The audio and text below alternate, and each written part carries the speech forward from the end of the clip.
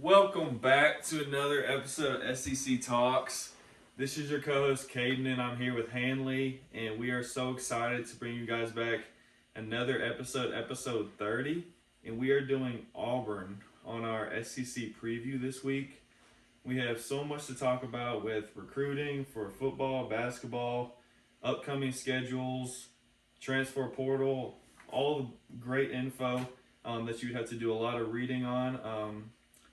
Well, we did the reading for you. So that is true. We are excited to share it with you guys. But first, we want to do like we do every week, just give you guys an update on what's been going on in the SEC with the portal and what happened in SEC baseball this past weekend.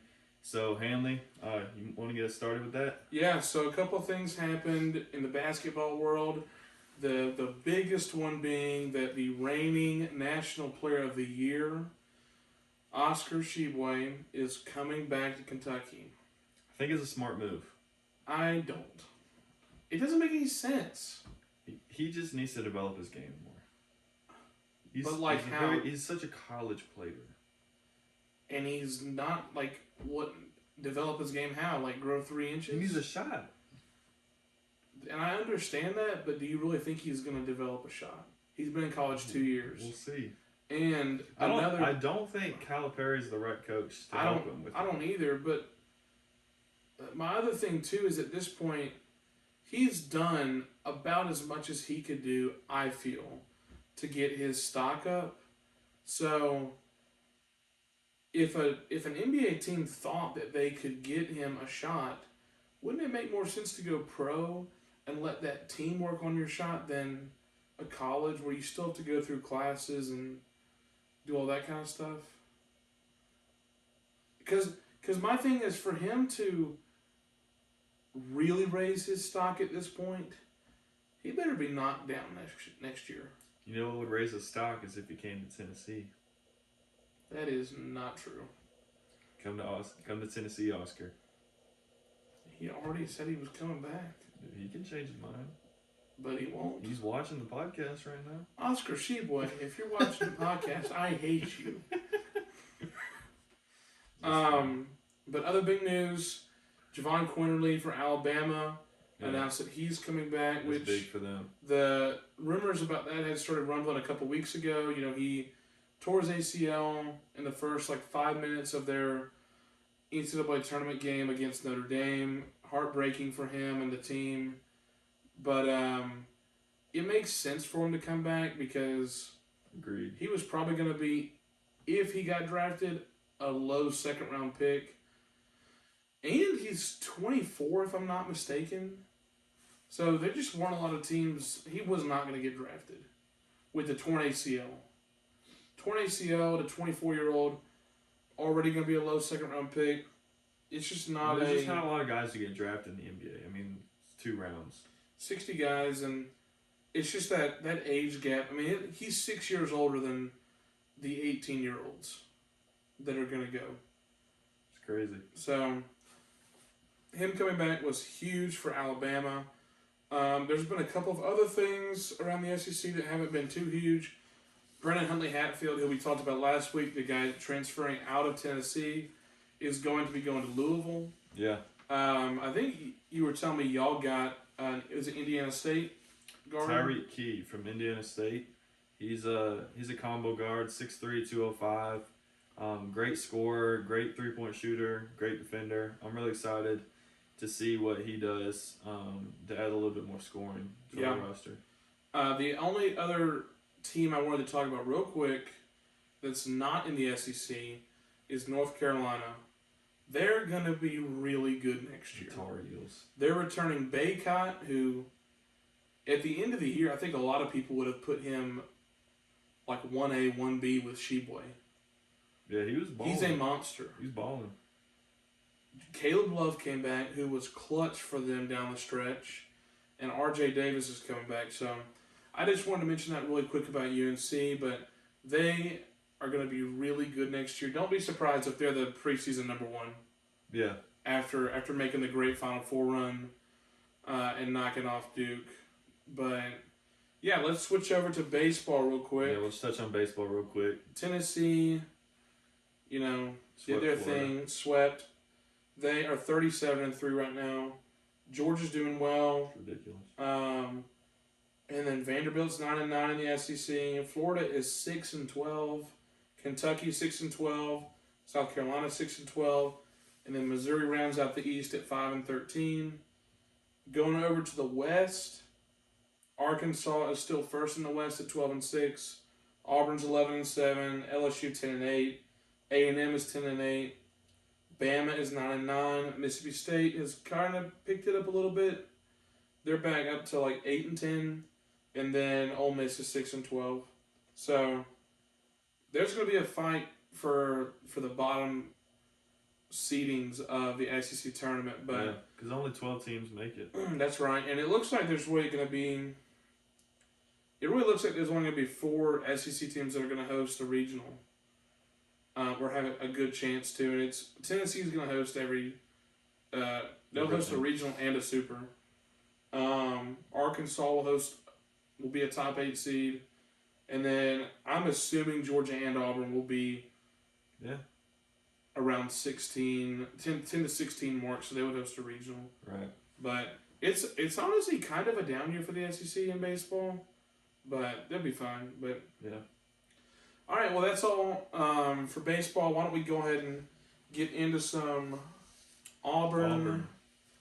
Sports talk. And I know we promised you guys we're going to rank our SEC quarterbacks. We have so much to talk about in this episode, so we're going to give that to you guys in the next week or two. So we're going to do that. When we do a more irrelevant team.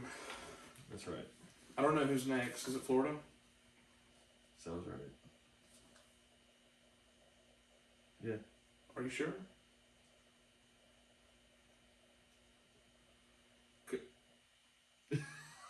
That sounds right to me. That sounds right. I know Florida's before Georgia.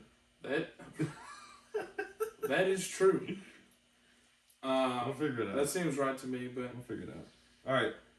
Would it be fitting to start by telling the people the schedule for next year first?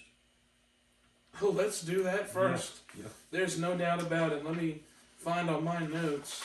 September 3rd is the opener. That is true. They open the season with Mercer. Yeah. That should be a dub. San Jose State should be another dub. Penn State at home. Penn State. I didn't know they had a. We did a home and home with them because we played at Penn State last year. Yeah, that's when they had that targeting call. Was it on Smoke? No, that one was on Zacoby. Was it? That was the one. No, Smokes are just like he just spears the snot out of people. He's not. Those aren't questionable. He's going to prison if he does that to a real person. Yeah, he's a hard hitter, man. He's also got the most targetings in NCAA history. Who cares how hard you hit when you don't play? That's true. But then Missouri comes to Auburn next. Then LSU comes to Auburn. Auburn goes to Georgia. Auburn goes to Ole Miss. Arkansas comes to Auburn. Auburn goes to Mississippi State. A&M comes to Auburn. Western Kentucky comes to Auburn. And then the Iron Bowl this year is in Tuscaloosa. Yeah. Why don't we come back to this and I'll give we'll give a breakdown of the team and what it looks like, and then we'll come back and give our most likely disappointing expectations. But yeah. I want to talk a little bit about football specifically to start out, like we said. The notable guys that are going to be leaving for the draft or graduation are going to be Roger Mccreery, who should be a first-round pick. He'll probably be in the 20 to 30 range. You think so? He's had a lot of praise lately. Yeah. I saw Bucky Brooks ranked him like his 5th ranked corner. Yeah. So he'll be a first, second rounder. Yeah, he will. It's weird because he didn't even seem to really be that big of a playmaker. That's just kind of how corners seem to be. If you're not getting a ton of interceptions, it just feels like you're not that big of a deal. But Smoke Monday, screw him. But he's terrible. Where's he going? The draft. Oh, is he? The draft, yeah.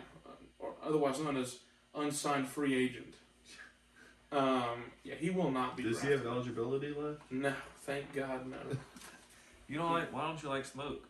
Because he's terrible. Is he really? Dude, if you go back and I like thought most Auburn fans liked him. they do because they don't know what they're talking about.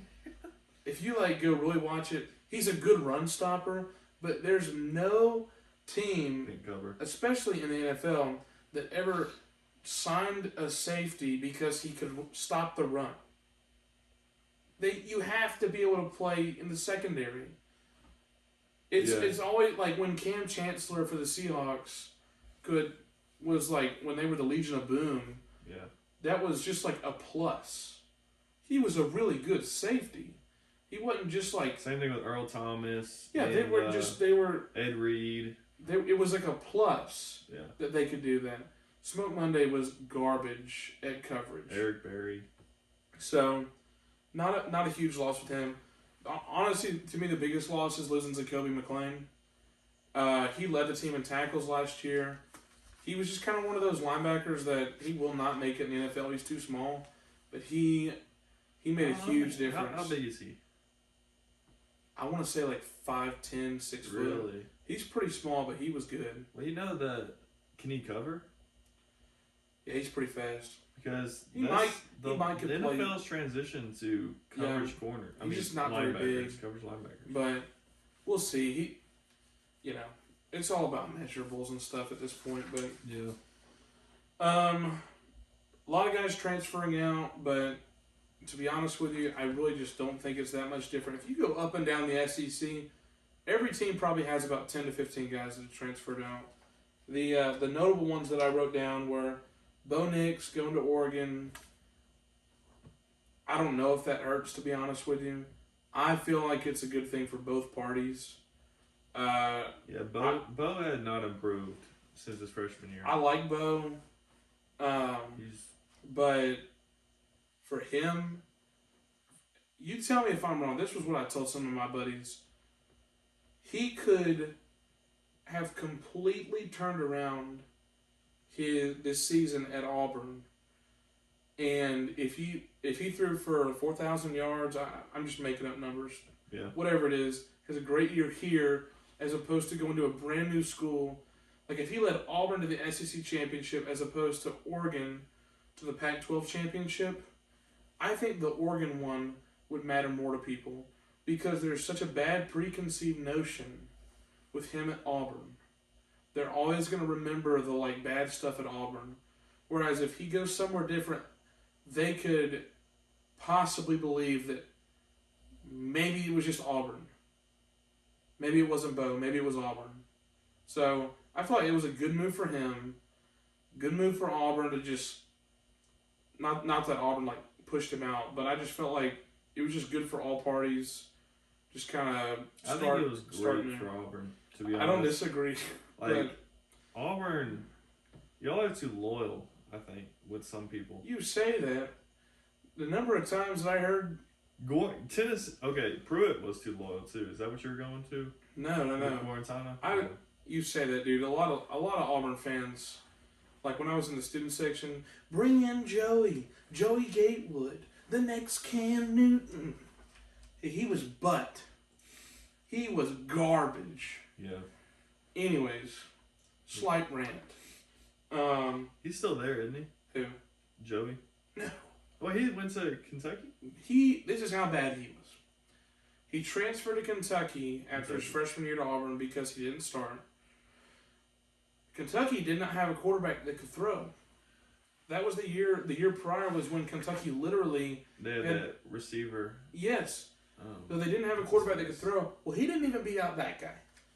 So then he goes back home to Daddy Malzahn to UCF, and last year he was there, and I didn't expect him to start there, but because they had a good quarterback. I can't remember his name right now, but Dylan Gabriel. That's right. Yeah.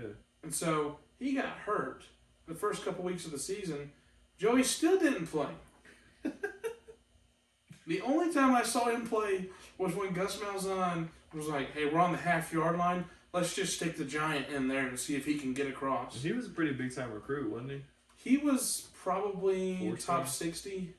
Wow. It was a good recruit. Yeah, it was a good recruit. He was probably like number 5 or 6 quarterback, if I had to guess. But, he just was not good. Going on down the list though. Demetrius Davis, another quarterback, has transferred to Alabama State. Sean Shivers, who got some good playing time at running back. Worm, we're gonna miss you, brother, but that guy. It's all right. He wasn't that good. A couple of our receivers transferred, which was so confusing. Not that they transferred, but every Auburn fan was like, "Oh my gosh, we're in trouble. All the receivers are gone." But every Auburn fan at the same time during the season was like, "Oh my gosh, our receivers are terrible. So why are we mad that they're leaving?" I agree. So that was definitely the weakest part of Auburn last year. I feel like one of your receivers. The offensive line, which is so bad. That's saying something because the receivers weren't that good. They were terrible too. The offensive line is so bad. I promise. You could have stuck 5 rocks out there. 5 big rocks. 5 Jacksons. And they would have, big, like lazy boy recliner-sized rocks. And they would have just slowed them down a little bit. Oh, I mean, the number of times that I watched a free safety come in and just blow the snot out of our center, or them just double team one dude and just let a free rushing defensive tackle. Like, all right. Anyways. Yeah, we gotta speed it up. Speed it up a little bit, we will. So, getting off of my rants right now. Anyways, all right. The bigger story for Auburn football this offseason was they got Zach Calzada from Texas A&M, Robbie Ashford, who's a quarterback from Oregon. Who for you, baby? Which, you went to high school with Robbie. I did. We had our A-Day recently. Zach was injured, so he was not able to participate. I hope to dear heavenly Jesus that TJ Finley doesn't play, because he is so bad. You thought Bo Nix was tough. TJ Finley is way worse. I agree. So what? I don't know about way worse. He's bad. He's terrible. We didn't get a ton of transfers in. We got a couple of guys from Oregon. 2 quarterbacks. So, yeah, 2 quarterbacks. We got a couple of guys that I'm hoping are going to be able to make a difference. Our recruiting class ended up not being bad. A lot of people have really, trashed it a lot. I think it was ranked number 20, which people have to understand this too about Auburn's program right now, including Auburn fans need to understand this. Gus Malzahn and Brian Harsin are trying to run 2 completely different cultures. Yeah. Not just the scheming and that kind of stuff of the team.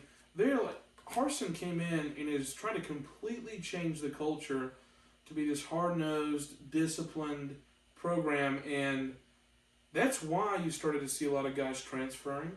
There's several guys went to UCF to follow Gus because that was who they were comfortable with, who would baby them. So, then there was that whole mess with Harsin doing all kinds of stuff that ended up not being true. Basically, the reason I'm saying this is I really think Auburn fans and SEC fans in general just need to understand that Auburn may not be good for the next year or 2, but it takes a minute to completely change a program. Oh, yeah. Because, same thing with Tennessee. It's weird, though, because Auburn fans like to sit there and be like, well, we weren't that bad with Gus, and we really weren't. We had some good seasons recently. But it's almost one of those, You had y'all under illusion. Delusion? Delusion. It's getting a call, sorry. No, you're good. So, I think there's just kind of been a lot of... There's been a lot of kind of stuff behind the scenes that people are freaked out about within the program, and I just think a lot of it's just kind of noise. So I hope as a fan that everyone within the program has been able to stay focused and improving, but Yeah. Like I said, we got a couple of good commits. The biggest one is probably Jeffrey Imba, Yeah. who is the Number one French guy. defensive tackle from JUCO. Yeah, so I hope he can come in and make a difference. But There's another big time safety. Forgot the dude's name. He's not on here. He was like the number one JUCO safety. Is he still with y'all or did he go somewhere else? is it Keontae Scott? No? He may not have been on here. Which makes me think he may have gone somewhere else. May have. We did the top recruits. Um, But yeah. You want me to run through this list real quick? Because we got to keep moving. Nah, you don't have to go through the whole thing. I was just going to say, as far as offensively, I think our running backs are in really good shape.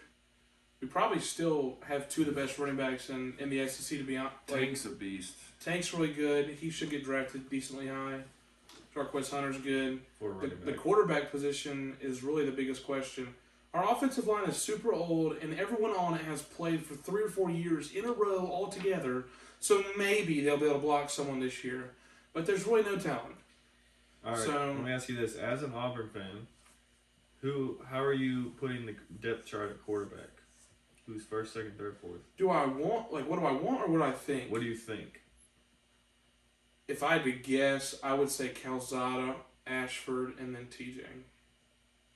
But what do you want? I don't know what I want, but I don't want TJ anywhere near there, and I don't really want Calzada. It's funny. Obviously, you guys can't see our notes, but for a quarterback, Hanley put, hopefully not TJ. I hope he starts. I do not. I will I just not wanna watch. see your face. I just I will wanna not watch if he's named starter. I think it'll be Calzada. It probably will. It's got to be. I thought with Robbie's performance in A-Day, there's a little bit of hope there. And true freshman Holden Garner, who, I don't know. But receivers are still going to be lacking a little bit. So offense is really the question here. I think our defense is going to be pretty good. We only lost Zacoby, Smoke, Roger Mccreery, and that's it. So it's really not that much. So we're returning pretty much our... Mainly your secondary that's going to be impacted.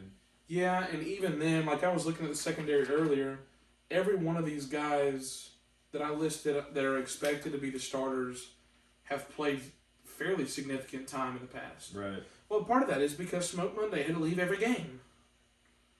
So he was really only a half starter. So we'll get off that rant on him, but real quick before we move over to basketball, I guess I'll give my prediction, which I don't think matters. We're going to beat Mercer, hopefully. San Jose State. I think we beat Penn State. Home games at Auburn are tough. So I'm gonna pick Auburn over Penn State, Auburn over Mizzou. I can't believe I'm about to pick us to win 5 games in a row, but I am. A lot of SEC teams are hard to predict for this year. I don't know anything about team. LSU. Yeah. I couldn't tell you a player on Missouri. I couldn't either. Hopefully they're bad, because I'm picking us to beat them. Y'all beat Missouri. So I got us beating LSU. I think if y'all beat Penn State, y'all will start 4-0. Yeah. Then we open up with the great road game at Georgia. That will not be a game. Nail biter. At Ole Miss, we're going to lose that one. Arkansas at home, I'm going to say right now we're probably going to lose. Didn't we both pick Auburn last week? That's a good question. As Jackson would say. I'm actually going to turn it back around and say Auburn for that one. So you got them at what, 6-2 right now? I guess. Losing to Mississippi State, losing to A&M, beating Western Kentucky, and losing to Bama. I think that's 7-5, isn't it? I think that's fairly realistic. We have, I think, the toughest schedule in college football. I agree with your prediction, 7-5. I think ceiling is 8-4. I agree. I think I might could say 9-3. Floor is 5-3. I might could. 5-3. 5-7. COVID year. Every game gets canceled. I think we might could get 9-3, but man, you'd really have to show up. I don't know, because the thing with Georgia's a loss, right? Georgia and Bama are for sure losses. Yeah. They're both on the road. You got to be kidding me. We can't even swap these up in it anytime? Then the 50-50 games in my mind are Arkansas, Ole Miss, LSU, Penn State. Yeah. So if you can win 2 of those, that'd be huge. Yeah, we'll see, but we're going to move on to basketball right here. Real quick. Just to kind of recap what's happened in the offseason for Auburn so far. Jabari Smith and Walker Kessler are both going to the draft. They'll both most likely be first-round picks. Jabari, probably going to be a top 3 pick with a chance to go number 1 overall. The only guy we've had transfer out is Devin Cambridge. Thank God. He was terrible. You've never mentioned him before. Oh, I've mentioned Devin Cambridge before, and he's terrible. I know. There's a lot of Auburn guys you just don't like. Yeah, I don't like people that are bad. And there's quite a few that are bad right now at Auburn. I love this guy, Johan Traore. Traore. Yep. 5-star. What's that name? Yeah. He's French. Johan, Chance, and Trey. A 5, 4, and a 3-star. Yep. Johan is a 5-star power forward / center coming in. Chance Westry is one of those like high 4 stars. He's not a 5-star, but he's pretty close. Yeah. And then Trey Donaldson, I don't think is going to play too much. The team really hasn't changed much. The only other stuff besides those 3 guys coming in is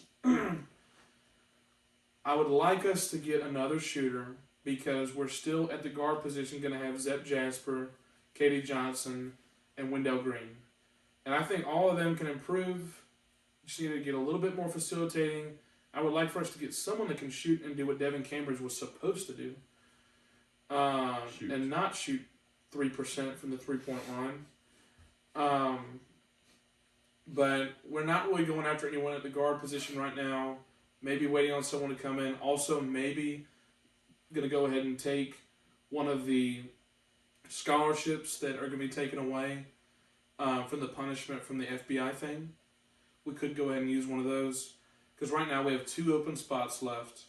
And right now we look likely to take the 5-star from LSU, Julian Phillips, who's on a visit right now. He's still in high school, right? He's still in high school.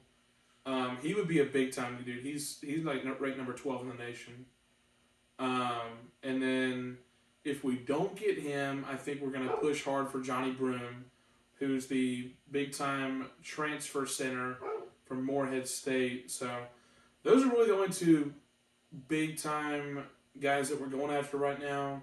Everything else has kind of been quiet, but I have a lot more faith in Auburn basketball right now than I do Auburn football. But like I said, with the football team, you're really it's just going to take a minute, and fans just kind of need to understand that. And like people have been saying that Harson's on the hot seat. I don't understand that.